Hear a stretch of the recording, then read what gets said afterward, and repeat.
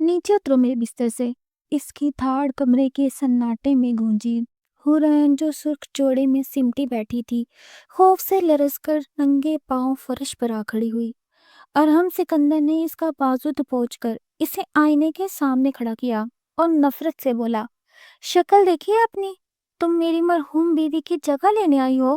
یہ نکاح صرف ایک سمجھوتا ہے، ایک ڈیل۔ میرے بچے کو ماں چاہیے تھی، مجھے بیوی نہیں۔ خبردار جو مجھ پر حق جتانے کی کوشش کی۔ اس کمرے میں تمہاری حیثیت صرف ایک فرنیچر جیسی ہے۔ یہ گھونگھٹ اور زیور اتارو اور میرے بچے کو سنبھالو۔ وہ دروازہ پٹک کر چلا گیا اور حورین وہیں فرش پر بکھر گئی۔ وہ نہیں جانتا تھا کہ جس لڑکی کو وہ آج دھتکار رہا ہے، کل وہی اس کے قدموں کی زنجیر بن جائے گی۔ وہ چیخ چلا کر کمرے سے باہر جا چکا تھا، جبکہ پیچھے بت بنی کھڑی حورین کی حالت ایسی تھی کہ کاٹو تو بدن میں لہو کا ایک قطرہ نہ بچے۔ سامنے آئینے میں اپنی شکل دیکھی تو حورین کو لگا کہ وہ کمرہ اور ارد گرد کی ہر شے اس پر بری طرح سے ہنس رہی ہے، اور وہ ایک دم چونک گئی۔ پھر گھبرا کر خود کو دیکھا تو فوراً ہی آگے بڑھ کر اپنے بدن پر جتنا بھی سنگار کا سامان تھا اتار کر ڈریسنگ ٹیبل پر دھر دیا۔ یوں لگ رہا تھا کہ ہر ایک شے اس پر تانے کس رہی ہو۔ قریب پڑے ٹیشو اٹھا کر بے دردی سے اپنا میک اپ پونچھنے کے بعد الماری کھولی تو سامنے ہی اس کے جہیز میں آئے ہوئے کپڑے بڑی ترتیب کے ساتھ لٹکے ہوئے تھے۔ ہاتھ آگے بڑھا کے بے دردی سے ایک جوڑے کو کھینچتے ہوئے وہ واش روم کی جانب بڑھ گئی۔ دل پوری طرح دھڑک رہا تھا، یوں لگ رہا تھا کہ ابھی سینہ چیر کر باہر آ جائے گا۔ یہ سب کچھ اس نے بالکل بھی تصور نہیں کیا تھا۔ گھر والوں نے کہا تھا کہ وہ ایک بچے کا باپ ہے، لیکن بہت اچھا انسان ہے، تمہیں اس کے ساتھ شادی کر کے دکھ یا پچھتاوا نہیں ہوگا۔ ان تمام باتوں کو اسے پشت ڈالنے کے بعد وہ یہاں پر ارحم سکندر کی بیوی بن کر آ تو چکی تھی، لیکن ارحم کا رویہ اس کے ساتھ بالکل بھی اچھا نہیں تھا۔ کپڑے تبدیل کرنے کے بعد اسے بمشکل سانس آ رہا تھا تو وہ وہیں واش روم کی ٹوٹی کھول کر پانی پیا اور باہر نکل آئی۔ اپنے سینے پر ہاتھ مارتے ہوئے وہ کافی گھبرا رہی تھی، غالباً اسے کوئی پینک اٹیک ہوا تھا۔ تبھی فٹافٹ کھڑکی کھول کر اس کے سامنے کھڑی ہو گئی۔ اسے اپنے تمام خواب چکنا چور ہوتے دکھائی دے رہے تھے۔ صاف لگ رہا تھا کہ وہ ارحم کی اس زندگی میں کبھی بھی اپنی جگہ نہیں بنا پائے گی، کیونکہ وہ اس سے محبت تو کیا، اس کی عزت بھی نہیں کرتا تھا۔ یہ بات اسے ان 2 منٹ میں ہی پتہ چل گئی تھی، کیونکہ ارحم کا لہجہ انتہائی تحقیر آمیز صاف لگ رہا تھا کہ واقعی میں اس نے ایک ڈیل کے پیش نظر اس سے شادی کی ہے۔ مجھ سے شادی کرنے کے بعد میں تو چلو اس کے بچے کو سنبھالوں گی، لیکن میرے حصے میں کیا آیا سوائے دکھ کے؟ چاند کو دیکھتے ہوئے اپنے آپ سے کئی سوالات تھے جنہیں وہ کر رہی تھی، لیکن جواب کوئی بھی نہیں تھا۔ پھر کھڑکی بند کر کے اپنی پشت کھڑکی سے لگا کر وہ کچھ دیر کھڑی رہی۔ دل چاہ رہا تھا کہ ابھی یہاں سے بھاگ جائے، کیونکہ یہ تو وہ دیکھ ہی چکی تھی، یہاں پر اس کی رتی برابر بھی جگہ نہیں ہے بھاگنے کے لیے۔ ایک قدم اٹھایا بھی، لیکن تبھی دماغ میں ایک آیت گھومنے لگی، اور نہ تمہارے پروردگار نے نہ تمہیں چھوڑا ہے، نہ ہی وہ تم سے ناراض ہوا ہے، اور آگے آنے والے حالات تمہارے پہلے حالات سے بہتر ہوں گے۔ یہ آیت دماغ میں آتے ہی وہ ایک دم پرسکون ہو گئی۔ اکثر اوقات جب بھی وہ پریشان ہوتی تھی، یوں ہی کوئی نہ کوئی آیت اس کی مدد کر دیا کرتی تھی۔ آج بھی جب وہ ایک بڑا قدم اٹھانے کا سوچ رہی تھی، جہاں پر اس کی عزت نفس کا رتی برابر بھی خیال نہیں رکھا گیا، بلکہ اس کی ذات کی مکمل طور پر نفی کر کے اسے فرنیچر اور آیا قرار دیا گیا، وہاں سے بھاگنے کا منصوبہ بنایا ہی تھا کہ اس آیت نے ایک دم اسے پرسکون کر دیا، اور آنکھیں کھول کے بے اختیار اس نے اللہ کا شکر ادا کیا اور چپ چاپ جائے نماز بچھا کر نماز پڑھنے لگی۔ تقریباً 15 منٹ بیتے تھے جب ارحم دوبارہ پھر کمرے میں داخل ہوا، لیکن اب کی مرتبہ کمرے کی حالت پہلے کی حالت سے کافی مختلف تھی۔ سامنے زمین پر حورین سفید رنگ کے جوڑے میں ملبوس چائے نماز بچھائے نماز پڑھنے میں مگن تھی۔ اس نے مڑ کر ڈریسنگ ٹیبل پر ایک نگاہ ڈالی، جہاں سارا زیور بڑے سلیقے کے ساتھ رکھا ہوا تھا۔ اس نے بالکل بھی تصور نہیں کیا تھا کے کمرے میں جانے پر یہ منظر دیکھنے کو ملے گا۔ وہ خود تو کیا، اس کی پرانی بیوی بھی کبھی اتنے خشوع و خضوع کے ساتھ اسے نماز پڑھتے ہوئے نہیں دکھائی دی، بلکہ ان کے گھر تو دین سے تعلق صرف اور صرف اتنا ہی تھا کہ وہ لوگ مسلمان تھے اور عید کی نماز پڑھ لیا کرتے تھے، باقی بالکل بھی مذہبی گھرانہ نہیں تھا۔ وہ وہیں صوفے پر بیٹھ گیا۔ جیسے ہی حرین نے نماز مکمل کر کے سلام پھیرا تو ہم اسے تیکھی نگاہ سے دیکھتا ہوا بولا، اب یہ کون سا ناٹک رچا رہی ہو یہاں پر؟ ثابت کیا کرنا چاہتی ہو تم کہ تم بہت نیک ہو؟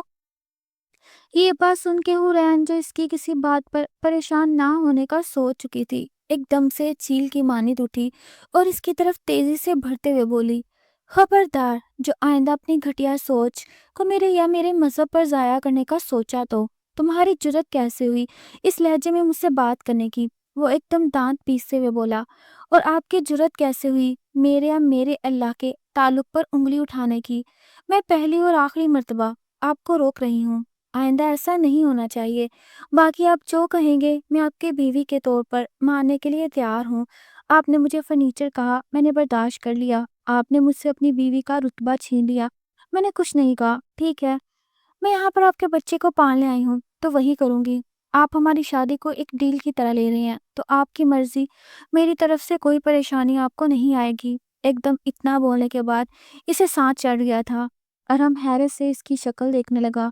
اسے تو یقین ہی نہیں آ رہا تھا کہ وہ لڑکی اس کے سامنے بول بھی سکتی ہے، وہ جو پہلی مرتبہ دیکھنے پر ہی اتنی ڈری سہمی لگتی تھی۔ وہ ارہم کو حیران کر رہی تھی۔ اب تم مجھے سکھاؤ گی مجھے کیا کرنا ہے اور کیا نہیں؟ وہ چبا چبا کر بولا تو اس نے نفی میں سر ہلایا اور سنجیدگی سے بولی، نہیں، میں صرف آپ کو اپنی حد بتا رہی ہوں، باقی سب قابل برداشت ہے، مگر یہ نہیں جو میں آپ کو بتا چکی ہوں۔ بلا وجہ مجھے تنگ مت کرو، لیکن ایک بات اچھی طرح تم بھی اپنے دماغ میں بٹھا لو، اگر میرے بچے کو تم نے کوئی بھی تکلیف پہنچانے کی کوشش کی تو مجھ سے برا کوئی نہیں ہوگا۔ یہ کہتے ہوئے وہ ایک دم آگے بڑھا اور حرین کا جبڑا اپنے ہاتھوں میں دبوچتے ہوئے بولا۔ اندر ہی اندر تو ارہم بھی ڈر رہا تھا کہ کہیں وہ مزید کوئی سخت رد عمل نہ دینے لگے، لیکن وہ بڑے سکون سے کھڑی رہی، جیسے ارہم کے اس شدید عمل پر اسے رتی برابر بھی فرق نہ پڑا ہو۔ اگر آپ نے اپنی مردانگی کے جوہر دکھا دیے ہوں تو کیا میں باقی نماز پڑھ سکتی ہوں؟ اس بات پر ارہم کا دماغ پوری طرح گھوم گیا۔ وہ ایک جھٹکے سے اسے چھوڑ کر بیڈ پر جا لیٹا، پھر سنجیدگی سے بولا، جاؤ باہر جا کر پڑھو یہ نماز اور لائٹ آف کرو، مجھے سونا ہے۔ 2-3 لمحے تو کھڑی وہ اسے دیکھتی رہی، لیکن پھر چپ چاپ اپنی جائے نماز اٹھا کر لائٹ آف کر کے باہر گیلری میں آ کر نماز پڑھنے لگی۔ جیسے ہی وہ جائے نماز پر دوبارہ جا کر کھڑی ہوئی تو آنسو ٹپ ٹپ بہنے لگے، اور کچھ ہو نہ ہو لیکن ایک بات کا اندازہ اسے اچھی طرح ہو چکا تھا، یہاں پر رہنا اس کے لیے کافی مشکل اور کٹھن عمل تھا۔ یہاں پر رہنے کے لیے زندگی اتنی آسانی کے ساتھ ٹھیک ہونے والی نہیں تھی، اور ارہم محبت تو کیا، شاید وہ اس کی کبھی عزت بھی نہ کر پائے۔ نماز پڑھنے کے بعد کمرے میں واپس آئی تو ارہم شاید سو رہا تھا یا لیٹا ہوا تھا، اسے اندازہ ہی نہیں ہوا۔ وہ چپ چاپ صوفے پر آ کر لیٹ گئی۔ دل بری طرح دکھ رہا تھا اور بار بار اپنے والدین کا خیال آ رہا تھا، جنہوں نے پیسہ دے کر یہ نہیں سوچا کہ ان کی بیٹی کے ساتھ اس انسان کا رویہ کیا ہوگا جو ابھی تک اپنی پہلی بیوی کو ہی نہیں بھول پایا تھا۔ لیکن جو بھی تھا، یہ اس کا مقدر تھے اور وہ اپنے مقدر سے لڑنے کی ہمت رکھتی تھی۔ اگلی صبح آنکھ کھلی تو ارہم ابھی تک سو رہا تھا۔ وہ چپ چاپ اٹھ کر واش روم چلی گئی، باہر آنے کے بعد کپڑے تبدیل کیے اور ہلکا پھلکا میک اپ کر کے نیچے چلی آئی۔ ارہم ابھی بھی نہیں اٹھا تھا۔ تھوڑی دیر بعد ارہم کی آنکھ کھلی تو حرین کمرے میں نہیں تھی۔ برا سا منہ بناتا ہوا وہ واش روم کے جانب بڑھ گیا۔ تھوڑی دیر بعد نیچے آیا تو حرین حیران رہ گیا، کیونکہ حرین ڈائننگ ٹیبل پر ناشتہ لگا رہی تھی۔ وہ وہیں پر رک کر اسے دیکھنے لگا تو وہ نرمی سے سلام بلا کر بولی، ناشتہ کر لیں آپ، میں نے بنا دیا ہے۔ مجھے یہ تو نہیں پتا کہ آپ ناشتے میں کیا لیتے ہیں، آج مجھے بتا دیجیے گا، آئندہ خیال رکھوں گی۔ ارہم کو تو یقین ہی نہیں آ رہا تھا کہ یہ وہی رات والی لڑکی ہے جس کے ساتھ اتنے سخت لہجے میں بات کر رہی تھی، لیکن اب سامنے جو لڑکی کھڑی تھی اس کا انداز مکمل طور پر بدلا ہوا تھا۔ لائٹ پنک کلر کا نفیس سا جوڑا پہنے، بالوں کو جوڑے کی شکل میں دیے اور ہلکا ہلکا گلابی میک اپ کیے، وہ بے حد خوبصورت لگ رہی تھی۔ خوبصورت کا لفظ ذہن میں آتے ہی ارہم نے فوراً سے اپنے دماغ کو جھٹک دیا اور نیچے اس کے عین سامنے آ کر سپاٹ لہجے میں بولا، کہ تمہیں یہ سب کچھ کرنے کی ضرورت بالکل بھی نہیں، تمہیں میں صرف اور صرف اپنے بچے کے لیے لے کر آیا ہوں، اور میں یہی چاہوں گا کہ تم صرف میرے بچے پر دھیان دو، اس کے علاوہ تمہارا کسی شے پر دھیان نہیں ہونا چاہیے۔ حورین نے نرمی سے اسے دیکھا اور مسکرا کر بولی، اگر آپ کو لگتا ہے کہ یہ میں اضافی برڈن خود پر لے رہی ہوں تو آپ پریشان نہیں ہو، میں اپنے دل سے کر رہی ہوں جو بھی کر رہی ہوں۔ رہی بات آپ کے بچے کا خیال رکھنے کی تو آپ بے فکر ہو جائیں، اس کی جانب سے آپ کو کوئی بھی پریشانی نہیں آنے دوں گی۔ تو ٹھیک ہے، خود ہی کرو یہ ناشتہ، مجھے نہیں کرنا، وہ ایک دم سختی سے بولا۔ تو حورین کی مسکراہٹ ایک دم پھیکی پڑ گئی اور ارحم لمبے لمبے ڈھک پڑتا گھر سے باہر نکل گیا۔ وہ پیچھے اس سے یوں ہی جاتے ہوئے دیکھتی رہی۔ دکھ تو بہت ہوا تھا، لیکن وہ سمجھدار تھی، سمجھتی تھی کہ ارحم کو اسے قبول کرنے میں تھوڑا وقت لگے گا، اور وہ بلا وجہ اس پر پریشر ڈال کر خود سے مزید متنفر نہیں کرنا چاہتی تھی۔ تبھی چپ چاپ بیٹھ کر ناشتہ کرنے لگی۔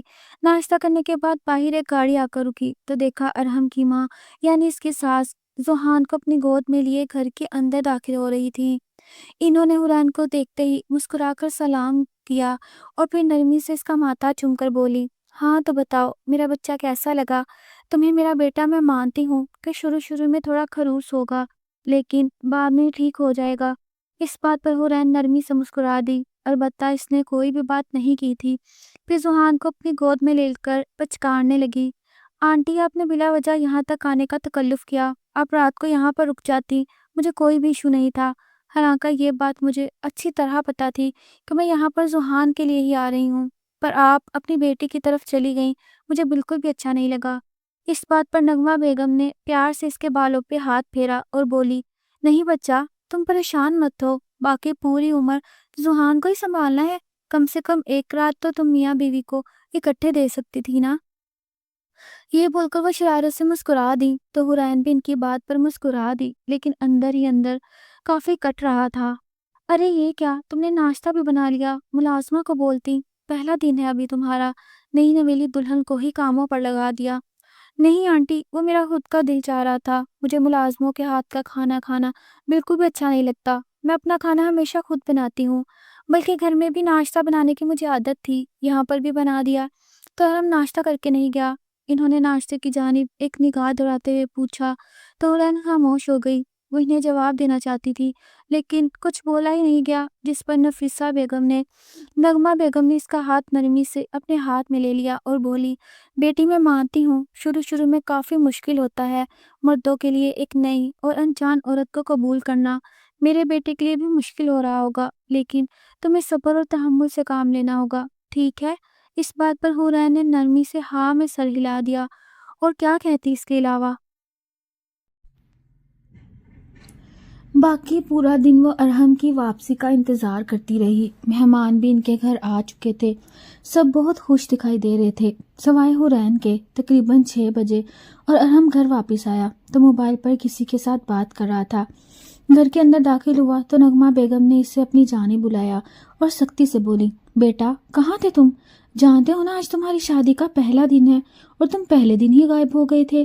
یہ بات سن کے ارحم نے سامنے بیٹھی ہوئی حورین پر ایک نگاہ ڈالی اور پھر نرمی سے بولا، نہیں اماں، ایک اہم میٹنگ تھی، میں چاہنے کے باوجود بھی نہیں چھوڑ سکتا تھا۔ آپ بتائیں آپ کا دن کیسا رہا، اور زوحان نے کل آپ کو تنگ تو نہیں کیا؟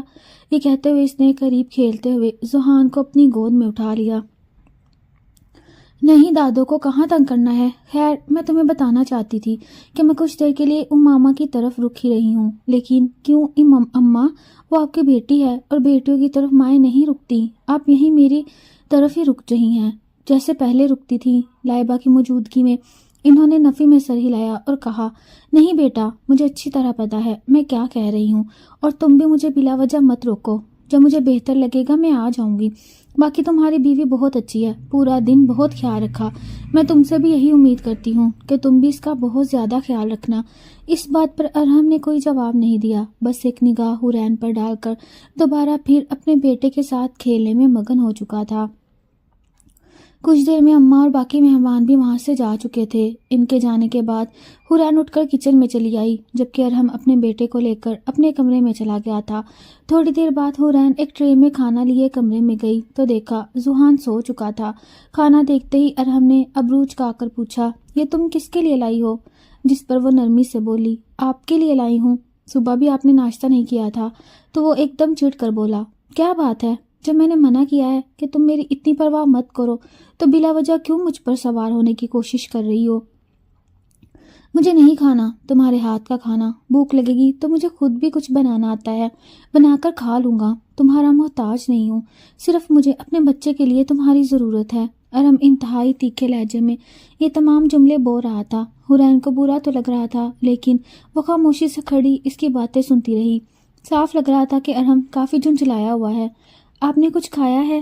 اس کے کہنے پر کھانا واپس لے جانے کی بجائے وہ انتہائی سنجیدگی سے بولی، جب بھوک لگے گی تو خود ہی کھا لوں گا۔ وہ ذوحان کے بالوں میں ہاتھ پھیرتے ہوئے بولا۔ تبھی وہ دھیرے سے آگے بڑھی اور کھانے والی ٹرے عین ارہم کے سامنے رکھتے ہوئے بولی، کھانا کھا لیں آپ کی جنگ مجھ سے ہے، اور جنگ تو کبھی بھی خالی پیٹ نہیں لڑی جاتی، تو بہتر ہے پیٹ بھر کر ہی جنگ لڑیں۔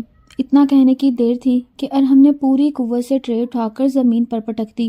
وہ جو کچھ اور ہی خیال کر رہی تھی کہ شاید وہ کھانا کھا لے، ایک دم بھونچکا رہ گئی۔ اسے یقین ہی نہیں آ رہا تھا کہ ارہم جو بظاہر دکھنے میں اتنا سوبر اور ڈیسنٹ لگتا ہے، یہ حرکت بھی کر سکتا ہے۔ ارہم کو لگا تھا کہ شاید ابھی وہ چیخے گی، بولے گی، لیکن کچھ بھی کہے بغیر چپ چاپ حورین نے جھک کر کھانا اٹھایا اور ٹرے میں واپس رکھ کے لے گئی۔ تھوڑی دیر بعد موپ لے کر آئی اور پورے فرش پر لگا دیا۔ اس کا خاموش رد عمل دیکھ کر ارہم کو اندر ہی اندر پچھتاوا ہونے لگا کہ یہ حرکت نہیں کرنی چاہیے تھی، جو بھی تھا کھانے کو یوں نہیں پھینکنا چاہیے تھا۔ موپ واپس رکھنے کے بعد وہ چپ چاپ آ کر سونے کے لیے لیٹ گئی۔ دل بری طرح ٹوٹ چکا تھا کہ اب کیا کرے، کیونکہ ارہم بجائے اسے تھوڑا بہت بھی سمجھنے کے مزید اس کے لیے مشکلات پیدا کر رہا تھا۔ تقریباً آدھا گھنٹہ بیت چکا تھا۔ کمرے میں مکمل طور پر خاموشی چھائی تھی۔ ارہم نے رخ موڑ کر ذوحان کو دیکھا، وہ گہری نیند میں تھا۔ پھر ایک نگاہ حورین پر ڈالی جو کروٹ دوسری طرف لیے لیٹی ہوئی تھی، لیکن اس کے کندھے دھیرے دھیرے ہلتے ہوئے دکھائی دے رہے تھے۔ اس کے دل کو کچھ ہونے لگا، اندر ہی اندر پچھتاوا بھی ہو رہا تھا اور ضمیر کو چوکے بھی لگا رہا تھا۔ اس نے جو حرکت کی تھی بہت غلط تھی، اس بات کا اسے اچھی طرح اندازہ تھا، لیکن اس وقت حورین پر اپنی برتری ثابت کرنے کے لیے اسے کچھ بھی نہیں ملا تھا۔ تو تبھی پوری قوت سے کھانے کی ٹرے زمین پر دے ماری۔ وہ ایک دم بے چین ہو کر اٹھ بیٹھا اور پھر حورین کو دیکھتے ہوئے سنجیدگی سے بولا، سنو۔ لیکن سننے کی بجائے وہ مسلسل رو رہی تھی۔ حورین، میں جانتا ہوں کہ تم جاگ رہی ہو، میری بات سنو پلیز۔ اب کی مرتبہ حورین نے رخ موڑ کر ارہم کو دیکھا اور پھر صوفے پر اٹھ کر بیٹھ گئی۔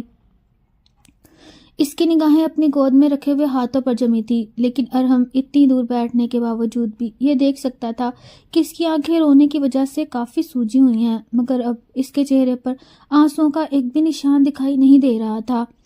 I am sorry. اس بات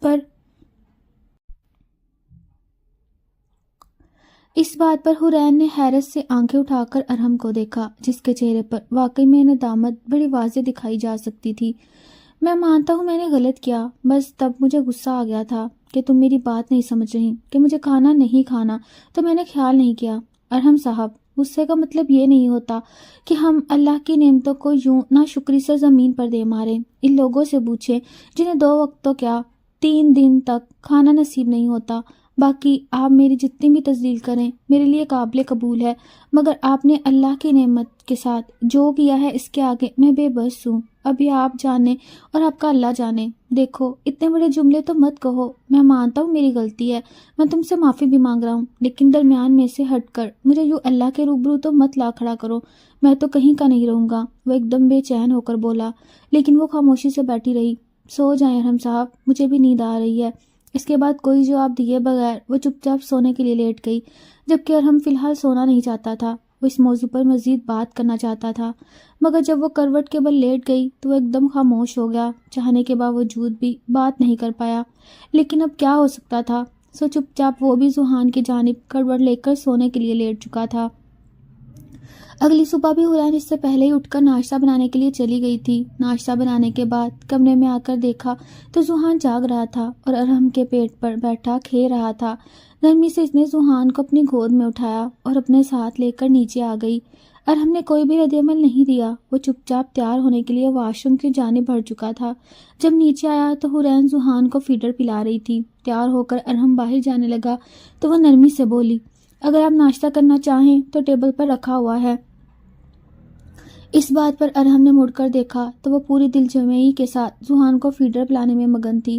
اس کا ارحم کی جانب بالکل بھی دھیان نہیں تھا۔ چند لمحے کھڑا وہ ارد گرد دیکھ کر سوچتا رہا، پھر بیگ ایک طرف رکھ کے چھوٹے چھوٹے قدم اٹھاتا ڈائننگ ٹیبل کی جانب بڑھ گیا۔ تبھی حورین نے کن اکھیوں سے ڈائننگ ٹیبل کی جانب دیکھا جہاں پر ارحم پوری رغبت کے ساتھ ناشتہ کرنے میں مگن تھا۔ ناشتہ کرنے کے بعد اللہ حافظ بول کر وہ گھر سے باہر نکل آیا، اور یہی پہلی مرتبہ تھا کہ بے اختیار اس کی آنکھوں سے ایک آنسو بیٹھ کر کوٹ میں جذب ہو گیا۔ بے اختیار اسے اپنی بیوی یاد آنے لگی تھی۔ لائبہ اس کی محبوبہ تھی۔ اسے دیکھے بغیر ارحم کا دن نہ شروع ہوتا تھا نہ ہی ختم۔ آفس سے گھر آنے کے بعد بھی وہ پورا وقت اسی کے لیے ساتھ بیٹھا رہتا تھا۔ وہ اس کا خیال بھی بہت رکھتی تھی، لیکن کبھی بھی لائبہ نے یوں جلدی اٹھ کر اس کے لیے ناشتہ نہیں بنایا تھا۔ ارحم کی ہمیشہ سے یہی خواہش رہی تھی، کاش کبھی تو اس کی بیوی اٹھ کر اس کے لیے ناشتہ بنا دے، کیونکہ پورا گھر ملازموں کے رحم و کرم پر ہی تھا۔ شروع میں ایک دو مرتبہ اس نے لائبہ کو گھر کے کام کرنے کا بولا، اور وہ بڑے رومانوی انداز میں کہ میں چاہتا ہوں میرا کام تم کرو، جس پر وہ ایک دم مسکرا کر بولی، ارحم ڈارلنگ پاگل ہو گئے ہو کیا؟ جو کام ملازم کر سکتے ہیں وہ مجھے کرنے کی کیا ضرورت ہے؟ میں تو صرف تم سے محبت کرنے کے لیے اس گھر میں آئی ہوں۔ ویسے بھی میں فارغ کہاں ہوتی ہوں، پورا دن تو تمہارے لیے خود کو سجانے سنوارنے میں گزار دیتی ہوں۔ اس کے بعد کبھی بھی ارحم نے اسے گھر کے کام کرنے کے لیے نہیں کہا تھا، اور لائبہ کو بھی اتنی توفیق نہیں ہوئی تھی کہ کبھی وہ ارحم کے لیے خود اپنی خواہش سے کچھ اچھا بنا لے۔ ہاں، وہ اچھا کھانا آرڈر ضرور کر لیتی کہ دیکھو ارحم، آج میں نے تمہارے لیے فلاں چیز منگوائی ہے، اور وہ اسی میں بہت زیادہ خوش ہو جاتا تھا۔ لیکن آج یہ پہلی مرتبہ ہوا تھا کہ وہ یوں ناشتہ کر کے گھر سے نکلا تھا۔ کل صبح کے ناشتے اور رات کے کھانے پر جو کچھ وہ حورین کے ساتھ کر چکا تھا، اس کے بعد اسے بالکل بھی امید نہیں تھی کہ وہ لڑکی دوبارہ پھر چولہے کے قریب ہی جائے گی، یا شاید اپنے لیے بھی کھانا بنانے کی کوشش کرے گی۔ مگر آج پھر ارحم کے لیے وہاں پر گرما گرم تیار ناشتہ موجود تھا، اور ناشتے میں اس کے پسندیدہ بل والے پراٹھے اور فرائی انڈا تھا، وہ جو بہت شوق سے کھایا کرتا تھا، لیکن ملازمہ کو وہ بنانا ہی نہیں آتا تھا، تو اسے سوکھے بریڈ اور جیم پر منتقل ہونا پڑا۔ گاڑی ڈرائیو کرتے ہوئے بھی پورے دورانیے میں وہ لائبہ اور حورین کا ہی مقابلہ کرتا رہا تھا۔ وہ حورین کو لائبہ پر بالکل بھی برتری نہیں دینا چاہتا تھا، نہ ہی دے سکتا تھا۔ وہ اس کی محبوبہ تھی جس سے اس نے دل و جان سے محبت کی تھی، لیکن حورین بھی اس کی بیوی تھی، اسے یہ بات ماننی پڑ رہی تھی۔ محبت نہیں تو کم سے کم وہ اسے عزت تو دے سکتا تھا۔ شام کو جب وہ گھر واپس جانے لگا تو راستے سے حورین کے لیے پیزا خرید لیا۔ اسے اور کچھ سمجھ ہی نہیں آیا کہ وہ کیا لے کر جائے۔ جب گھر پہنچا تو وہ پہلے ہی کھانا بنا کر بیٹھی تھی، اس کا انتظار کر رہی تھی، اور ساتھ ہی ساتھ ذوحان کو چھوٹے چھوٹے بائٹس بنا کر کھانا بھی کھلانے میں مگن تھی، ورنہ آج تک ارحم نے ذوحان کو صرف دودھ پیتے ہی دیکھا تھا۔ وہ ایک دم بوکھلا کر آگے بڑھا اور سنجیدگی سے بولا، وہ 3 سال کا بچہ ہے، تم ابھی سے اسے کھانا کھلانے لگی ہو؟ اس بات پر حورین ایک دم چونکی اور پھر مسکرا کر بولی، ارحم صاحب، وہ 3 سال کا ہو گیا ہے، 2-3 ماہ کا بچہ نہیں کہ جسے ہم ٹھوس غذا نہیں کھلا سکتے۔ آپ نے تو آج دیکھا ہے، لیکن جب سے میں یہاں پر ہوں ذوحان کو خود ہی کھانا کھلاتی ہوں۔ مگر وہ ایک دم پریشان ہو چکا تھا، فوراً سے اماں کو فون لگا کر پوچھنے لگا کہ کیا ذوحان کو کھانا کھلا سکتے ہیں۔ اس پر اماں پہلے تو کھل کر ہنسی، پھر اسے ڈانٹتے ہوئے بولی، کیسے باپ ہو تم؟ بچہ 8-9 مہینے سے ہی کھانا لگتا ہے، اب تم اپنے کام سے دھیان ہٹاؤ تو تمہیں پتہ چلے ارد گرد کیا ہو رہا ہے۔ پریشان مت ہو، میں بھی کھلاتی تھی۔ یہ بات سن کے وہ کافی پرسکون ہوا۔ موبائل واپس رکھا تو ذوحان کو کھانا کھلاتے ہوئے حورین مسکرا رہی تھی، لیکن وہ اپنی مسکراہٹ چھپانے کی کوشش بھی کرنے میں مگن تھی۔ یہ پہلی مرتبہ تھا کہ ارحم نے اسے یوں کھل کر مسکراتے ہوئے دیکھا تھا، اور وہ بے حد خوبصورت لگ رہی تھی۔ تبھی وہ فوراً سے اپنا سر جھٹک کر بولا، وہ میں پیزا لے کر آیا تھا۔ لیکن کیوں؟ ویسے ہی دل چاہ رہا تھا، ایک دم بوکھلا کر بولا۔ اب کیا کہتا کہ میں تمہارے لیے شکریہ کے طور پر لایا ہوں؟ ارحم صاحب، آپ کا دل چاہتا ہے تو آپ باہر کھا کر آ جایا کریں، لیکن ذوحان اب بڑا ہو رہا ہے تو میں گھر میں ایسا کوئی بھی جنک فوڈ نہیں لانا چاہتی جو یہ کھائے اور اس کے لیے صحت مند نہ ہو۔ باقی میں نے آج مٹن پلاؤ بنایا تھا، اگر آپ کھانا چاہیں تو بتا دیں، میں لگا دیتی ہوں۔ یہ بات سن کے ارحم کی بھوک ایک دم مزید بڑھ گئی۔ مٹن پلاؤ تو اس سے بے حد پسند تھا۔ اب تو مدتیں ہی ہو چکی تھی مٹن پلاؤ کھائے ہوئے، اور جب وہ کھانے کے لیے بیٹھا تو پھر 2-3 پلیٹیں کیسے ختم ہو گئیں اسے خود بھی اندازہ نہیں ہوا تھا۔ اتنا زیادہ کھا لیا کہ چلنا محال ہو رہا تھا، مگر وہ حورین پر یہ ظاہر نہیں کر سکتا تھا، سو چپ چاپ اپنے موبائل اٹھا کر باہر واک کرنے کے لیے چلایا تھا۔ اب بھی مسلسل دماغ میں لائبہ اور حورین دونوں کا ہی موازنہ چل رہا تھا۔ وہ ایک دم پریشان ہو کر سگریٹ پینے لگا اور تب بھی حورین نے کمرے کی بالکنی سے کھڑے ہو کر نیچے دیکھا تو وہ کافی کشمکش میں دکھائی دیا۔ اس نے پردہ برابر کر دیا اور واپس اپنی جگہ پر آ کر بیٹھ گئی۔ صاف لگ رہا تھا کہ ارحم کے رویے میں کافی تبدیلی آ چکی ہے۔ وہ حورین کے ساتھ اب سخت لہجے یا رویے میں بات نہیں کرتا، بلکہ سنبھل کر رک رک کر بات کرتا ہے، اور یہ اچھی نشانی ہے۔ اس نے بے اختیار دل ہی دل میں اللہ کا شکر ادا کیا، اور اب تو یقین ہو چلا تھا کہ آگے کی مشکلات اس کے لیے بالکل بھی بڑی ہونے والی نہیں۔ بہت آسانی سے وہ ان تمام مشکلات سے باہر نکل آئے گی۔ وہ اپنی سوچوں میں مگن تھی جب ارحم کمرے میں داخل ہوا اور سامنے اسے کھڑکی کے قریب کھڑا دیکھ کر ایک دم ٹھٹک گیا۔ پھر نرمی سے بولا، تم سوئی نہیں ابھی تک؟ مجھے لگا تھا کہ تم سو چکی ہوگی۔ نہیں، میں آپ کا انتظار کر رہی تھی۔ کیوں، خیریت؟ کوئی خاص بات کرنی تھی؟ خاص بات جی، میں ذوحان کا ایڈمیشن کروانا چاہ رہی تھی۔ 3 سال کا ہو گیا ہے، اب تو ماشاءاللہ 2.5 سال کے بچے ہی اسکول جانا شروع ہو گئے ہیں۔ میں گھر میں خود بھی محنت کروں گی، لیکن اسکول کا ماحول الگ ہوتا ہے، باقی بچوں کے ساتھ گھلے ملے گا تو کافی فرق پڑے گا۔ اچھا چلو ٹھیک ہے، ایک دو اسکول ہیں، لائبہ نے بتایا تھا کہ وہ ان میں ذوحان کا ایڈمیشن کروانا چاہتی ہے، دیکھ لینا تمہیں جو بہتر لگے۔ یہ بول کر وہ سونے کے لیے لیٹنے لگا تو دوبارہ پھر حورین اسے دیکھتے ہوئے بولی، آپ اسموکنگ کر رہے تھے؟ اس بات پر ارحم کے ماتھے پہ ایک دم سے بل پڑ گئے اور وہ تیکھے لہجے میں بولا، میں نے تمہیں اتنا حق نہیں دیا کہ تم مجھے یہ بتاؤ مجھے کیا کرنا چاہیے اور کیا نہیں۔ ایک دم سے اس کا رویہ اور انداز دونوں ہی بدل چکے تھے۔ حورین بے بسی سے اپنے ہاتھ مسلنے لگی، پھر نرمی سے بولی، میرا یہ کہنے کا مطلب نہیں تھا، میں نہیں چاہتی کہ ذوحان کل کو یہ سب کچھ کرے۔ ایکسکیوز می، تم کہنا چاہتی ہو؟ کھل کر کہو، مجھے تمہاری کوئی بھی بات سمجھ نہیں آ رہی۔ وہ واقعی میں کافی آپے سے باہر ہو رہا تھا۔ تبھی حورین نرمی سے آگے بڑھی اور بیڈ پر اس کے قریب بیٹھتے ہوئے بولی، دیکھیں، اگر ذوحان آپ کو یوں اسموکنگ کرتے ہوئے دیکھے گا تو اس کے لیے بڑے ہو کر اسموکنگ کرنا بالکل نارمل ہو جائے گا۔ اگر ہم چاہیں گے بھی تو وہ نہیں رکے گا، وہ کہے گا کہ بابا کرتے تھے، میں کیوں نہ کروں۔ میں بس آپ کو یہی سمجھانا چاہ رہی تھی، باقی آپ کو جو بہتر لگے۔ یہ کہتے ہوئے اچانک سے ارحم کی نگاہ پڑی تو اس کے بے حد قریب بیڈ پر بیٹھی تھی۔ تبھی حورین کو بھی اس بات کا احساس ہوا تو وہ فوراً سے اٹھنے لگی، لیکن اسی وقت ارحم نے اپنا ہاتھ آگے بڑھا کر اس کی کلائی سے تھام لیا۔ پھر سنجیدگی سے بولا، بیوی بننے کی کوشش کر رہی ہو تو یہاں سے کترا کر بھاگ کیوں رہی ہو؟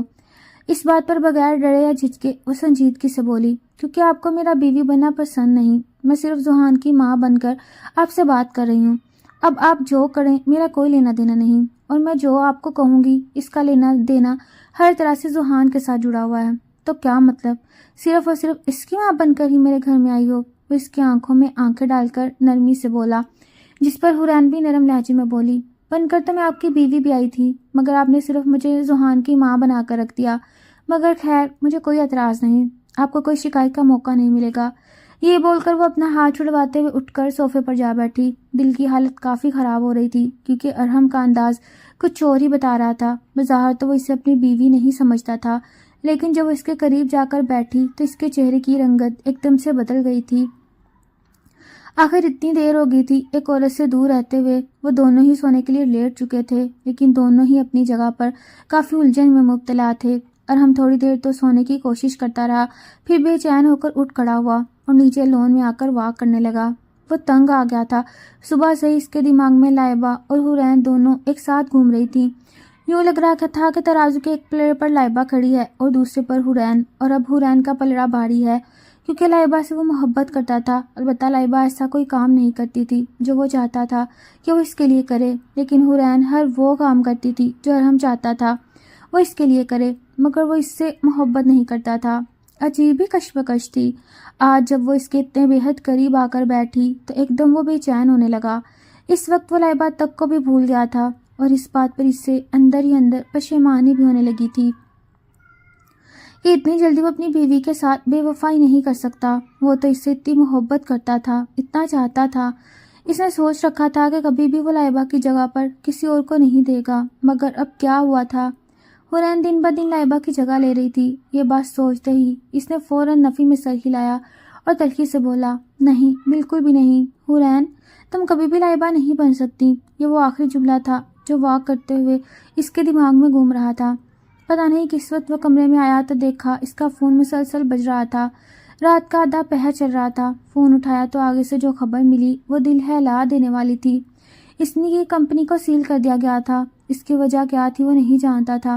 آواز سن کر حورین بھی نیند سے اٹھ گئی اور مندی مندی آنکھوں سے ارحم کو دیکھنے لگی۔ جیسے اس نے اپنا موبائل رکھا تو حورین نے نرمی سے پوچھا، کیا بات ہے، سب خیریت تو ہے نا؟ نہیں، تم سو جاؤ، مجھے جانا ہے، یہ بول کر وہ چلا گیا، جبکہ حورین پیچھے پریشان ہی ہوتی رہ گئی۔ کسی نے جان بوجھ کر اس کی فرنچائز میں ایکسپائر دوائیاں رکھ دی تھیں اور جس کا اس کے خلاف بہت سخت ایکشن ہوا تھا۔ ارحم کی ایک فارماسیوٹیکل کمپنی تھی۔ رات کے اس پہر ریڈ پڑنا اور پھر کمپنی سیل، یہ بہت بڑا دھچکا تھا۔ اس نے معاملہ سنبھالنے کی بہت کوشش کی، مگر یہ کسی کی شرارت تھی کہ وہ اتنے تھوڑے عرصے میں اتنی بری طرح سے گھیرا گیا تھا، اور جو فائن ہوا تھا وہ اپنے بینک اکاؤنٹس میں موجود سبھی رقم دے کر بھی وہ جرمانہ نہیں بھر سکتا تھا۔ صبح کے تقریباً 6 بج رہے تھے جب وہ گھر واپس آیا تو دیکھا حورین ابھی تک جاگ رہی تھی۔ جیسے ہی وہ اندر داخل ہوا، حورین نے پانی کا گلاس بھر کے اس کے سامنے کیا، جو وہ ایک ہی سانس میں ختم کر گیا۔ اور پانی دوں آپ کو؟ وہ نرمی سے بولی تو ارحم نے نفی میں سر ہلایا، پھر دراز کھول کے پیناڈول کی 2 گولیاں نکال کر پھانک لیں۔ کیا بات ہے ارحم، آپ کافی پریشان ہیں؟ یوں رات کے وقت چلے گئے تھے، میں کافی پریشان رہی۔ ارحم نے اس بات پر حورین کی جانب دیکھا۔ واقعی میں اس کے چہرے پر پریشانی بڑی واضح دکھائی دے رہی تھی۔ ایکچولی میری کمپنی سیل ہو گئی ہے، پتہ نہیں یہ ہمارے مخالفین کی حرکت ہے یا کیا۔ ہماری فرنچائز میں سے ایکسپائر دوائیاں برآمد ہوئی ہیں۔ تو اب کیا ہوگا؟ حورین ایک دم پریشانی سے بولی تو ارحم نے اپنے کندھے اچکا دیے، پھر اپنی بھویں میں سلتا ہوا بولا، پتہ نہیں اب کیا ہوگا، میں تو ہر طرح کی کوشش کر چکا ہوں، لیکن کرنے والوں نے پکا کام کیا۔ بہت بڑا جرمانہ بھرنا پڑے گا، تقریباً 2 کروڑ روپے، کیونکہ ہماری کمپنی کے خلاف انہوں نے وہ کیس نکال دیے ہیں جن کا ہمیں بھی علم نہیں۔ وہ ایک دم سے یہ بات سن کر بھونچکا رہ گئی۔ اتنی بڑی رقم، اور وہ بھی صرف اور صرف جرمانے کی مد میں، تو کیا آپ جرمانہ ادا کریں گے؟ ارحم ایک دم پریشان ہو کر بولا، کرنا تو پڑے گا، لیکن مجھے کچھ نہ کچھ بیچنا پڑے گا۔ شاید ہمیں یہ گھر ہی بیچنا پڑے، کیونکہ میرے اکاؤنٹ میں اتنے پیسے نہیں کہ میں یہ جرمانہ یک مشت ادا کر سکوں۔ کتنے پیسوں کا ارینج ہو جائے گا؟ وہ اب قریب ہی صوفے پر بیٹھ گئی اور ہم نے چونک کر اسے دیکھا، پھر نفی میں سر ہلا کر بولا، 1.5 کروڑ روپے کا تو انتظام کر لوں گا، لیکن اوپر والے پیسے مشکل ہیں، کیونکہ میں ادھار نہیں لینا چاہتا۔ ایک مرتبہ ادھار لے لیا تو بعد میں بہت مشکلات پیدا ہوں گی۔ بہتر ہے ہمیں اتنا بڑا گھر بیچ کر کوئی چھوٹا سا فلیٹ دیکھ لیں۔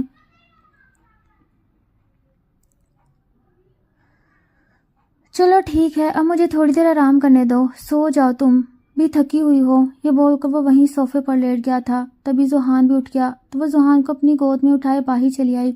دماغ میں مکمل طور پر ارحم کی پریشانی ہی گھوم رہی تھی۔ ذوحان کو ناشتہ کروانے کے بعد اچانک سے اس کے دماغ میں خیال آیا تو وہ چپ چاپ اپنے کمرے میں آئی۔ وہ جانتی تھی جو قدم اٹھانے جا رہی ہے وہ بہت بڑا ہے، لیکن فی الحال یہ قدم اٹھانا اس کے شوہر کو بہت برے حالات سے بچا سکتا تھا۔ وہ یہ بات بھی جانتی تھی کہ ارحم کبھی بھی اس کی مدد لینے کے لیے تیار نہیں ہوگا۔ تبھی چپ چاپ اپنا زیور اٹھا کر بیگ میں ڈالا اور گاڑی لے کر نکل کھڑی ہوئی۔ جب ارحم اٹھا تو ذوحان ملازمہ کے پاس اکیلا تھا، جبکہ حورین گھر میں موجود نہیں تھی۔ وہ کافی حیران ہوا کہ اتنی صبح وہ کہاں چلی گئی، بتا کر بھی نہیں گئی، حالانکہ وہ تو کہیں پر جاتی ہی نہیں تھی۔ گروسری وغیرہ کرنے کے لیے بھی ملازم ہی جاتے تھے، اس سے زیادہ گھر سے باہر نکلنا بالکل بھی پسند نہیں تھا۔ تقریباً 1.5 گھنٹے بعد وہ واپس آ گئی تھی۔ ارحم ڈائننگ ٹیبل پر بیٹھا کافی پینے میں مگن تھا جب وہ اندر داخل ہوئی۔ کہاں گئی تھی تم؟ کمرے میں آئیے، مجھے بات کرنی ہے۔ وہاں پر ملازمہ موجود تھی۔ تبھی ذوحان کو وہ وہیں ملازمہ کے پاس چھوڑ کر دونوں کمرے میں چلے گئے۔ ارحم کو اس کا انداز کافی مشکوک لگ رہا تھا، جیسے وہ کچھ چھپا رہی ہو یا پھر چھپانے کی کوشش کر رہی ہو۔ کمرے میں داخل ہوتے ہی وہ سنجیدگی سے بولا، ایسی بھی کیا بات تھی جس کے لیے مجھے کمرے میں بلایا؟ یہ بات سنتے ہی اس نے اپنے پرس سے ایک خاکی لفافہ نکال کر ارحم کی جانب بڑھایا۔ یہ کیا ہے؟ لفافہ تھامتے ہوئے دیکھا تو اس میں پیسے موجود تھے۔ یہ پیسے کہاں سے آئے ہیں؟ ایک دم ارحم کے ماتھے پر بل پڑ گیا تو وہ نرمی سے بولی، میں مانتی ہوں آپ کو میری بات سن کر غصہ آئے گا، لیکن میں کیا کروں، میں یہاں پر ایک فیملی کی طرح موجود ہوں، اور فیملی کا کام یہ ہوتا ہے کہ مشکل وقت میں ایک دوسرے کی مدد کرے۔ حورین مجھے یہ بتاؤ کہ روپے کہاں سے آئے ہیں؟ میں نے اپنی جیولری بینک میں رکھوا دی اور 1 کروڑ روپے لون لیا ہے۔ تمہارا دماغ ٹھیک ہے؟ اور اتنا لون تمہیں کیسے مل گیا؟ میری ایک جاننے والی لڑکی ہے، کافی زیادہ PR ہے اس لڑکی کی، اب آگے جا کر وہ الیکشن بھی لڑنے والی ہے، اسی کی مدد سے لون لیا۔ وہ تو مجھے کہہ رہی تھی کہ میں تمہیں لون دے دیتی ہوں، مگر اپنی شے اپنی ہی ہوتی ہے۔ میں تو یہ جویلری بیچنے کے لیے گئی تھی، مگر اتنی قیمت نہیں مل رہی تھی، تو باقی مجھے نہیں پتا اس نے کیسے کیا، مگر کر دیا۔ اب آپ انکار مت کیجیے گا، جب آپ کی کمپنی انسیل ہو جائے تو آپ بے شک لون چکاتے رہیے گا۔ اور ہم کو پوری بات سن کر سمجھ نہیں آ رہی تھی کہ وہ کیا رد عمل دے۔ Are you made? یہ تم نے کر کیسے لیا؟ تم نے مجھ سے پوچھنا تک گوارا نہیں کیا۔ پوچھنے کا مطلب یہ تھا کہ آپ کی طرف سے انکار ہی سمجھوں، جبکہ رات کو ہماری بات ہو چکی تھی کہ آپ کو اتنے پیسے ارینج کرنے ہیں، کچھ آپ کے پاس موجود ہیں اور کچھ میں نے کر دیے۔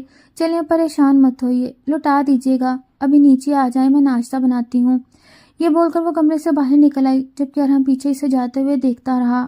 ایک دم سے نگاہوں کے سامنے لائبہ کا چہرہ گھوم گیا، جب اپنی شادی کی پہلی سالگرہ پر اس نے ڈائمنڈ رنگ کی فرمائش کی اور ہم نے صاف انکار کر دیا کہ فی الحال اتنا بجٹ نہیں اس کے پاس کہ وہ اسے ڈائمنڈ رنگ دلوا سکے، تو فی الحال وہ گولڈ کا لاکٹ سیٹ لا دے گا۔ مگر اس بات پر لائبہ نے اتنا ہنگامہ کیا کہ 3 دن تک کچھ بھی نہیں کھایا پیا۔ بالآخر وہ بے ہوش ہو گئی۔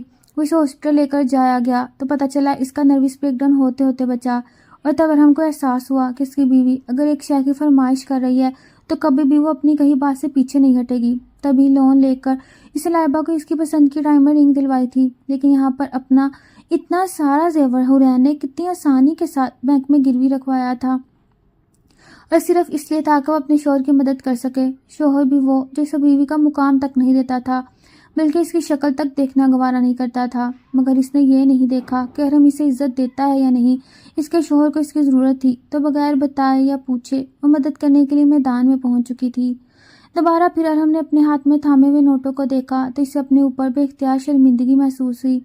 وہ نیچے آئے تو تقریباً حورین ناشتہ بنا چکی تھی۔ ڈائننگ چیئر پر بیٹھتے ہوئے سنجیدگی سے بولا، ہم یہ گھر بھی بیچ سکتے تھے، تمہیں یہ سب کرنے کی بالکل بھی ضرورت نہیں تھی۔ ویسے بھی یہ گھر ہم 3 لوگوں کے لیے بہت بڑا ہے۔ تو وہ نفی میں سر ہلا کر بولی، نہیں، میں نہیں چاہتی تھی کہ آپ یہ گھر بیچیں، کیونکہ یہاں پر آپ کی اور آپ کی پہلی بیوی کی یادیں جڑی ہوئی ہیں۔ گھر کا ہر کونا لائبہ نے اپنی چاہت کے ساتھ سجایا ہوگا، اور آپ کے لیے بھی یہ گھر بہت زیادہ اہمیت کا حامل ہوگا۔ تبھی میری جویلری کی اتنی اہمیت نہیں جتنی اس گھر کی، تو مجھے جو بہتر لگا میں نے وہ کر دیا۔ اب پلیز آپ دوبارہ اس ٹاپک پر بات مت کیجیے گا، مجھے اچھا نہیں لگ رہا۔ وہ ایک دم ہکا بکا اس کی شکل دیکھنے لگا جو اب ناشتہ ٹیبل پر صاف کر رہی تھی، اور یہ وہ لمحہ تھا جب ارحم کو احساس ہوا کہ لائبہ کی آڑ میں وہ حورین کی خوبصورتی اور اچھائی کو دیکھ ہی نہیں سکا۔ لائبہ سے وہ محبت کرتا تھا، لیکن حورین نے اسے خود سے عزت کروانے پر مجبور کر دیا تھا۔ جیسے ہی ناشتہ کرنے کے بعد وہ پلٹنے لگی تو ارحم نے اپنا ہاتھ آگے بڑھایا اور نرمی سے اس کا ہاتھ تھام کر بولا، یہاں بیٹھو۔ وہ حیرت سے آنکھیں بڑی کیے وہیں قریب بیٹھی کرسی پر بیٹھ گئی تو ارحم اسے غور سے دیکھتے ہوئے بولا، میں نے تمہارے ساتھ اتنا کچھ غلط کر دیا، لیکن یہ قدم اٹھاتے ہوئے کیا تمہیں احساس نہیں ہوا تھا؟ تمہارے دل میں میرے خلاف کوئی بھی بدگمانی نہیں آئی تھی؟ انسان ہو ارحم صاحب تو یہ سب کچھ تو بالکل نارمل ہے، لیکن ہمارے انسان ہونے کا کیا فائدہ جب ہم ان جذبات پر قابو ہی نہ پا سکیں؟ میں نے تمہیں فرنیچر بھی کہا، اپنی بیوی ماننے سے انکار بھی کر دیا، کیا تمہیں دکھ نہیں ہوا؟ تو مسکرا کر بولی، میں گھر کا فرنیچر بننے نہیں، گھر کی بنیاد بننے کے لیے آئی تھی، اور بنیاد بننے کے لیے مجھے بہت زیادہ کچھ برداشت کرنا پڑتا ہے، ہر طرح کا بوجھ اپنے اوپر ہوتے ہوئے بھی نظر انداز کرنا پڑتا ہے۔ تو اب آپ پریشان مت ہوئیے اور ریلیکس ہو کر ناشتہ کیجیے۔ مجھ سے جتنا ہوا، جہاں تک ہوا، میں ہمیشہ آپ کے لیے آپ کے ساتھ کھڑی رہوں گی۔ یہ بول کر وہ جانے لگی، لیکن ارحم نے دوبارہ پھر اس کے ہاتھ پر اپنی گرفت مضبوط کر لی اور دھیرے سے اپنے لب اس کے ہاتھ کی پشت پر رکھتے ہوئے نرمی سے بولا، مجھے معاف کر دینا، میں تم جیسے ہیرے کو پہچان ہی نہیں پایا تھا۔ لائبہ کی جگہ اپنی تھی، تمہاری جگہ اپنی ہے، تو بتاؤ کیا تم مجھے معاف کر کے میرے ساتھ زندگی گزارنے کے لیے تیار ہو؟ اس بات پر حورین کی آنکھوں سے بے اختیار ایک آنسو ٹوٹ کر نیچے گرا اور وہ نرمی سے مسکرا دی۔ اس کی محنت بالآخر رنگ لے آئی تھی۔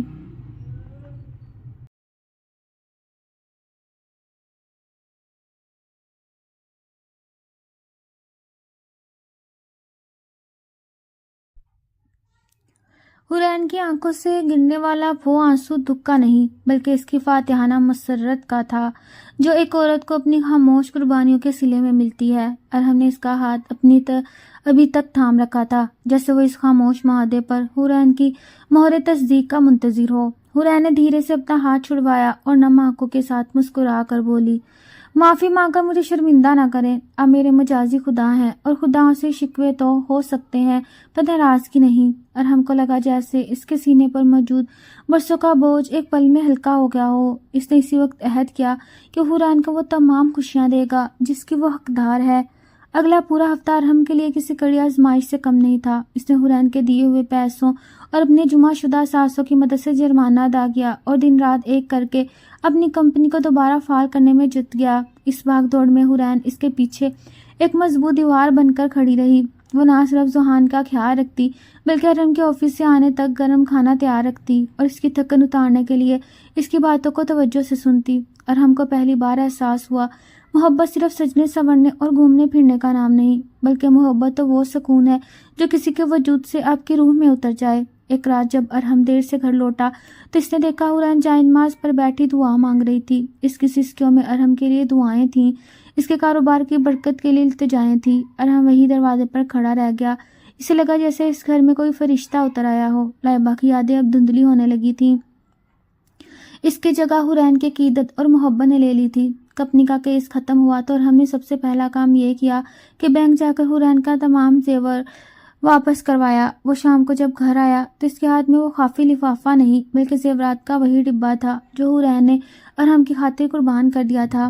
حوران کچن میں ذوحان کے لیے کھیر بنا رہی تھی۔ جب ارحم پیچھے آیا تو خاموشی سے وہ ڈبہ اس کے سامنے رکھ دیا۔ حوران نے حیرت سے اسے دیکھا اور پھر ڈبے کو کھولا تو اس کی آنکھیں چمک اٹھی۔ یہ تو میرا زیور ہے، اس نے اجنبی سے پوچھا۔ ارحم نے اس کے کندھوں پر ہاتھ رکھا اور آئینے میں اس کا عکس دیکھتے ہوئے بولا، تم نے میرے گھر کی بنیاد بچائی تھی حوران، میں تمہارا سنگار کیسے چھین سکتا تھا؟ یہ زیور تمہاری مانت تھا جو میں نے واپس لے لیا، لیکن جو قرض تمہاری محبت کا میرے سر پر ہے وہ شاید میں پوری زندگی نہ اتار سکوں۔ حوران کی آنکھوں میں خوشی کے آنسو مڑ آئے۔ اسے زیور کے ملنے سے زیادہ ارحم کے لہجے میں موجود اپنائیت نے سرشار کر دیا تھا۔ ارحم نے خود اپنے ہاتھوں سے اس کے جھمکے پہنائے اور دھیرے سے اس کے کان میں سرگوشی کی۔ کل ہم ذوحان کا ایڈمیشن کروانے جا رہے ہیں اور ہاں، واپسی پر ہم کسی اچھے ریسٹورنٹ میں ڈنر بھی کریں گے۔ حوران نے صرف سر جھکا کر اپنی رضامندی ظاہر کی۔ اسے لگا جیسے اس کی ادھوری زندگی مکمل ہو گئی ہو۔ اگلے دن ذوحان کا ایک بہترین اسکول میں داخلہ ہو گیا۔ ارحم نے اسکول فارم پر جہاں ماں کا نام لکھنا تھا وہاں بڑے فخر سے حوران ارحم تحریر کیا۔ یہ دیکھ کر حوران کا دل باغ باغ ہو گیا۔ یہ وہ اعتراف تھا جس کی اسے سب سے زیادہ ضرورت تھی۔ اسکول سے واپسی پر وہ لوگ شہر کے ایک پرسکون پارک میں گئے جہاں ذوحان دوسرے بچوں کے ساتھ کھیلنے لگا۔ ارحم اور حوران بینچ پر بیٹھے اسے دیکھ رہے تھے۔ ارحم نے اچانک حوران کا ہاتھ تھاما اور بولا، حوران، میں نے ہمیشہ لائبہ کو اپنی زندگی کا مرکز سمجھا تھا۔ مجھے لگتا تھا اس کے بغیر میں مر جاؤں گا، لیکن تمہارے آنے کے بعد مجھے پتا چلا زندگی صرف جینے کا نام نہیں بلکہ کسی کے لیے جینے کا نام ہے۔ کیا تم مجھے ایک موقع دو گی کہ میں تمہارا وہ ارحم بن سکوں جس کا تم نے خواب دیکھا تھا؟ حوران نے اس کی آنکھوں میں دیکھا جب نفرت یا حقارت نہیں بلکہ بے پناہ احترام اور چھلکتی ہوئی محبت تھی۔ اس نے دھیرے سے اپنا سر ارحم کے کندھے پر رکھ دیا اور بولی، آپ وہ موقع پا چکے ہیں ارحم صاحب جس دن آپ نے مجھے حوران کہہ کر پکارا تھا۔ اسی دن میرے سارے گلے شکوے ختم ہو گئے تھے۔ فضا میں موجود کھنکی اور غروب ہوتے سورج کی لالی ان کے نئے رشتے کی گواہی دے رہی تھی۔ وقت پڑ لگا کر اڑنے لگا۔ 3 ماہ بیت چکے تھے اور اب ارحم اور حوران کی زندگی ایک خوبصورت ڈگر پر چل پڑی تھی۔ نغمہ بیگم جب بھی گھر آتی حوران اور ارحم کو خوش دیکھ کر نہال ہو جاتی۔ ایک دن نغمہ بیگم نے حوران کو اکیلے میں بلا کر کہا، بیٹی، میں نے ارحم کو اتنا پرسکون پہلے کبھی نہیں دیکھا۔ لائبہ کے وقت بھی وہ ہمیشہ ایک تناؤ کا شکار رہتا تھا، پھر اب اس کے چہرے پر جو اطمینان ہے وہ تمہاری بدولت ہے۔ حوران نے مسکرا کر اپنی ساس کا ہاتھ چوما اور جانتی تھی کہ یہ سب اللہ کا کرم اور اس کے صبر کا نتیجہ ہے۔ اسی شام جب ارحم گھر آیا تو وہ بہت خوش تھا۔ اس کی کمپنی کو ایک انٹرنیشنل فارما گروپ کے ساتھ بڑا کانٹریکٹ مل گیا تھا۔ اس نے گھر آتے حوران کو گود میں اٹھا کر گول گھمایا۔ حوران، ہم جیت گئے، میری کمپنی اب پہلے سے بھی بڑے مقام پر پہنچ گئی۔ حوران کی اس بچکانہ خوشی پر کھلکھلا کر ہنس پڑی۔ ذوحان بھی ان کے گرد چکر لگانے لگا۔ اس رات پورے گھر میں جشن کا سماں تھا۔ ارحم نے تمام ملازماؤں کو مٹھائی بانٹی اور حوران کے لیے ایک بیش قیمت ڈائمنڈ سیٹ لایا۔ یہ وہ سیٹ تھا جو لائبہ کے سر سے کہیں زیادہ قیمتی اور خوبصورت تھا، لیکن اس کی اصل قیمت ارحم کی وہ محبت تھی جس نے اس تحفے میں پروئی تھی۔ زندگی کے اس سفر میں کوئی رکاوٹ نظر نہیں آتی تھی مگر تقدیر کو کچھ اور ہی منظور تھا۔ ایک دن ارحم آفس میں تھا جب اسے ایک گمنام نمبر سے کال آئی۔ دوسری طرف کی آواز سن کر ارحم کے پہلو تلے سے زمین نکل گئی۔ وہ آواز لائبہ کی تھی، وہی لائبہ جسے ارحم نے خود اپنی آنکھوں سے منو مٹی تلے دفن کیا تھا۔ ارحم میں زندہ ہوں، مجھے بچا لو ارحم۔ کال کٹ گئی اور ارحم ساکت و جامد وہی کھڑا رہ گیا۔ اس کا دماغ کام کرنا چھوڑ گیا۔ کیا یہ کوئی مذاق تھا یا کوئی خوفناک حقیقت؟ وہ بدحواسی میں گھر پہنچا۔ حورین اسے اس حال میں دیکھا تو گھبرا گئی۔ کیا ہوا ارحم؟ آپ کی طبیعت تو ٹھیک ہے؟ ارحم نے لرزتے ہاتھوں سے اسے فون دکھایا۔ حورین، لائبہ زندہ ہے۔ حورین کے ہاتھ سے پانی کا گلاس چھوٹ کر فرش پر گرا اور کرچی کرچی ہو گیا۔ ایک پل میں ان کی خوشیاں بری دنیا میں ایک ایسا طوفان آ گیا جس نے سب کچھ تہس نہس کرنے کی دھمکی دے دی تھی۔ حورین کو لگا جیسے اس کا دل رک گیا ہو۔ وہ لڑکی جس کی جگہ لینے کے لیے اس نے اپنی جان کی بازی لگا دی تھی، اگر وہ واپس آ گئی تو حورین کا کیا ہوگا؟ لیکن اس نے اپنی ہمت جمع کی اور ارحم کا ہاتھ تھام کر بولی، اگر وہ زندہ ہے تو ہمیں اسے ڈھونڈنا ہوگا، چاہے اس کا انجام کچھ بھی ہو۔ ارحم نے اپنی بیوی کی اس ہمت اور ضرف کو دیکھا تو اس کی آنکھوں میں آنسو آ گئے۔ وہ جانتا تھا اب اس کی زندگی میں دو راستے ہیں اور دونوں ہی کٹھن ہیں۔